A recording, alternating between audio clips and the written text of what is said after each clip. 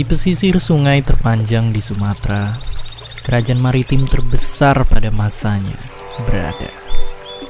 Konon katanya, pada masa kejayaan mereka, armada lautnya memegang kunci gerbang perdagangan di Laut Malaka, menguasai sebagian wilayah Asia Tenggara. Kerajaan inilah yang juga menjadi pusat bagi para penuntut ilmu agama Buddha. Inilah dia, Kerajaan Sriwijaya.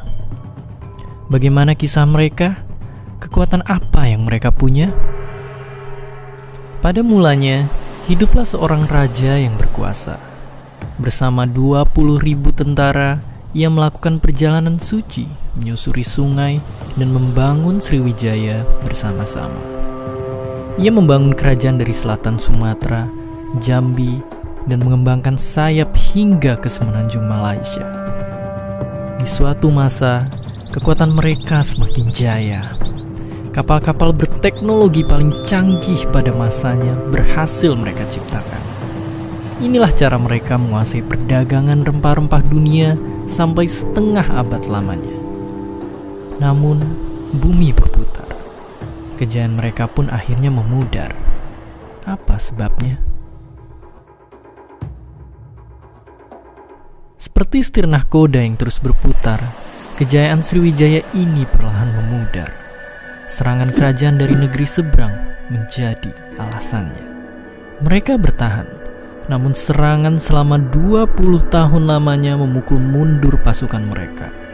Setelah kejadian itu, tanah Sumatera perlahan digantikan oleh kerajaan-kerajaan Jawa. Masuknya pengaruh Islam yang dibawa para pedagang dari India juga melunturkan pengaruh Buddha di sana. Sriwijaya pun hilang dari peta. Bukan karena perpecahan dari dalam yang memporak-porandakan mereka, bukan pula perang saudara, melainkan serangan dari negeri yang jauh di sana. Sriwijaya mungkin kalah, tapi teknologi dan kekuatan maritim yang kerajaan tangguh ini telah bangun menyadarkan kita, nenek moyang kita memang pelaut, dan di sana kita seharusnya berjaya. Jejak Sriwijaya barangkali sudah susah kita temukan. Namun samudra itu masih ada dan kita masih menjadi negara kepulauan terbesar di dunia. Luas perairan dan keindahan bahari dan kekayaan laut bisa mendorong Indonesia menjadi negara maritim terkuat. Perlahan, prestasi itu pun mulai kita capai. Namun Indonesia harus bekerja lebih dan lebih keras lagi untuk meraih kemenangan yang gemilang. Layaknya arti nama dari Sriwijaya. Meski sudah menjadi sejarah, Sriwijaya berhasil menjadi simbol kebesaran awal Nusantara. Simbol bahwa negara kita memang kaya. Kita berdaulat dan merdeka di tanah, laut, dan udara. Sebuah kekuatan maritim yang sudah ada sejak lama dan masih dan akan terus ada hingga selamanya. Candi raksasa berundak sampai menjulang, indah dari kejauhan, sungguh menakjubkan. Bangunan megah ciptaan anak Nusantara.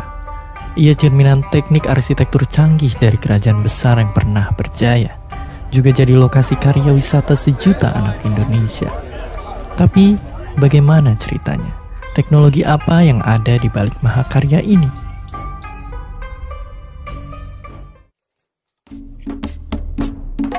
Bermula lebih dari 1000 tahun yang lalu, ketika seorang raja dari dinasti Sailendra mendirikan bangunan untuk tempat ibadah dan menunjukkan kemajuan bangsanya. Melalui teknologi yang mereka punya saat itu, ia mengajak rakyatnya yang dipimpin oleh seorang arsitek kerajaan untuk menggali batu-batu, memotong dan mengukirnya, menyusunnya satu persatu, merangkainya sedemikian rupa hingga tahan goncangan. Raja berganti raja, namun selama puluhan tahun mereka membangun stupa raksasa, arca dengan berbagai bentuk mudra, serta relief-relief penuh cerita. Semua bagian saling berkaitan, bercerita tentang raja-raja, nasihat tentang kehidupan, serta tentang alam semesta. Maka, kalau di Mesir sana ada piramida yang hebat, Indonesia pun punya sesuatu yang tak kalah hebatnya, Borobudur. Namun, apakah benar peninggalan besar ini pernah terlupakan?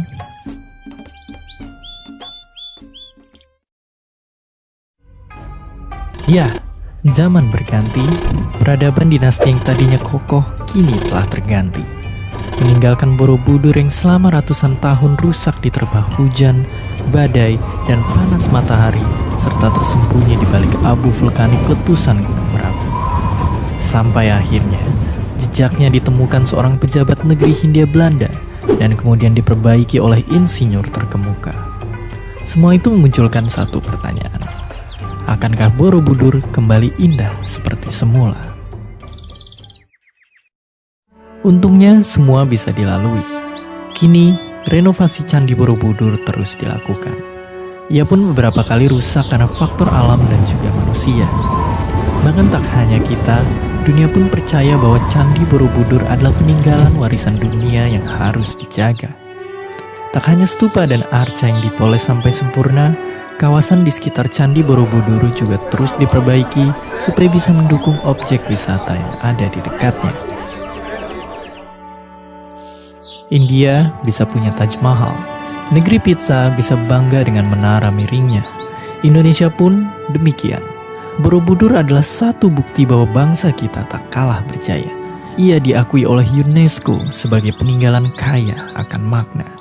Ialah Candi Buddha terbesar di dunia. Bisa dibilang Borobudur adalah warisan Nusantara, bahkan juga dunia. Mengingat sejarah dan nilai-nilai serta kemegahan bangunannya, ia harus kita rawat berapapun harganya. Tapi, jika dilihat dari jumlah turis asing, Candi Borobudur masih 10 kali jauh lebih sepi dari wisatawan mancanegara yang berkunjung ke Candi Buddha di negara tetangga. Candi Borobudur memang tidak kurang megahnya, tapi barangkali kitalah yang belum terlalu peduli harta di negeri sendiri.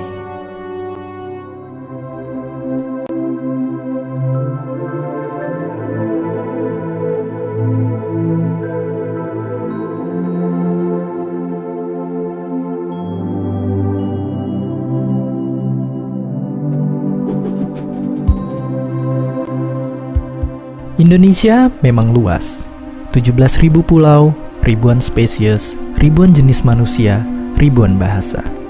Tapi jika kita zoom in ke wilayah paling timur ini, di balik semak, bukit, dan hutan lebatnya sana, ada sebuah suku misterius yang pernah punya ritual misterius, kemudian berkembang, dan kemudian punya karya mendunia. Siapakah mereka? Mereka lahir dari titisan dewa yang terluka, yang kemudian dirawat oleh seekor flamingo, dan sang dewa membuat 2 patung yang sangat indah karenanya. Singkat cerita, karena dahsyatnya tarian kegembiraan sang dewa setelah sembuh, kedua patung inilah yang menjadi pasangan manusia pertama yang menjadi nenek moyang suku Asmat. Mereka hidup dengan damai. Lewat memancing di pesisir atau berburu di pedalaman, mereka mencari makan. Namun, di balik itu semua, ternyata mereka menyimpan tradisi yang membuat bulu kuduk berdiri, memenggal dan memakan tubuh musuh-musuhnya untuk balas dendam bagi anggota keluarga mereka yang dibunuh adalah salah satunya. Kematian pun bagi mereka adalah sesuatu hal yang mistis. Tapi, benarkah suku Asmat sebegitu menakutkannya? Mungkin memang benar jika dilihat dari sudut pandang tradisi lampau. Itulah tradisi suku Asmat. Tapi dalam melihat kebudayaan, kita pun tak bisa langsung mengambil kesimpulan hitam putih atau benar salah. Dan mungkin itu juga berlaku untuk kebudayaan dimanapun di seluruh dunia. Mereka pun juga mengalami perjuangan adaptasi mereka dengan dunia luar. Jadi, apakah mereka pantas untuk ditinggalkan saja? Tentu saja tidak. Di balik itu semua, melalui perjuangan panjang mereka, ada sesuatu yang membuat nama mereka kemudian mendunia. Hingga ke San Francisco, bahkan New York. Karya mereka hingga dipuji oleh sang legendaris seni yang mendunia. Mereka kini menjadi pencipta. Merekalah orang-orang pohon. Menyulap pohon mereka menjadi karya yang mendunia.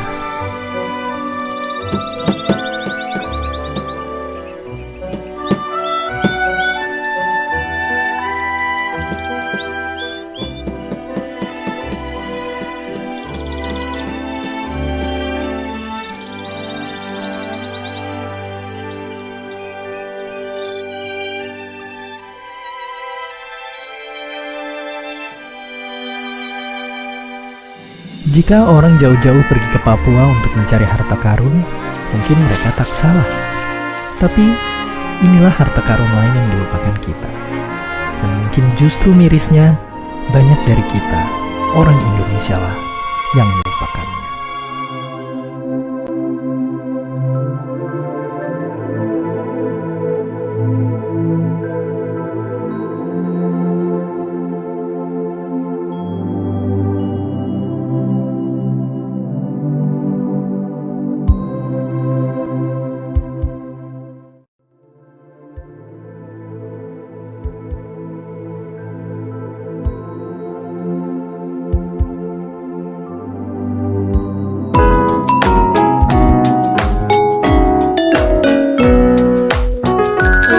Indonesia terdiri dari pulau-pulau beragam suku dan budayanya.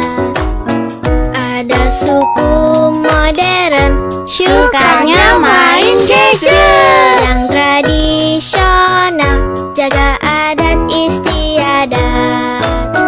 Hayo, siapa yang bisa kasih contoh? Saya.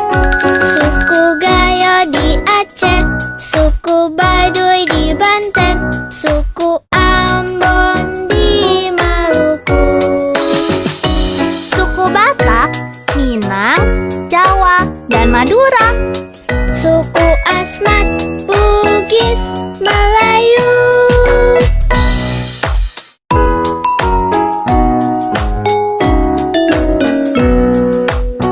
Tiap suku memiliki macam-macam budaya, baju, lagu, tarian, dan bahasa. Rumah adat, alat musik, senjata tradisional, makanan khas, dan juga legenda. Kita mulai dari bajunya yuk. Kebaya dari Jawa, dari Sunda juga ada. Kalau ulos dari Sumatera. Bahasa daerahnya juga banyak sekali. Bahasa Jawa, Batak, Sunda, Bali. Mana di mana anak kambing saya, Masak sabigi di hurung bari-bari. rasa sayangnya. Kalau dicium, merahlah pipinya. Saweram. Ada kebudayaan apa lagi ya di Indonesia? Kita lihat dari tariannya dulu yuk. Ada tari jaipong dari Jawa Barat dan tari serimpi dari Jawa Tengah. Ada juga alat musik daerah, contohnya angklung dari Jawa Barat dan gamelan dari Jawa Tengah.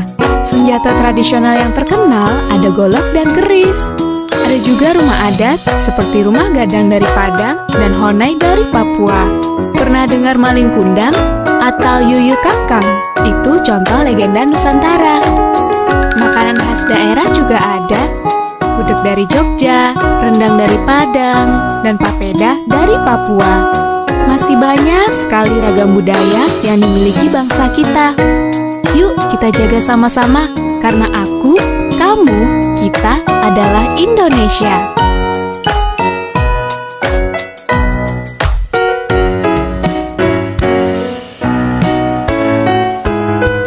Hargai keragaman bangsa.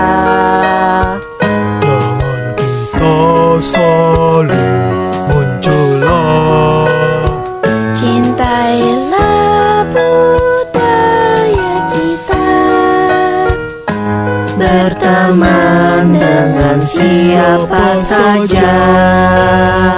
Indonesia terdiri dari pulau-pulau beragam suku dan budayanya.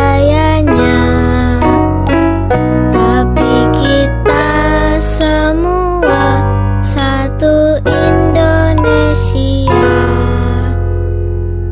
Jangan lupa Bhinneka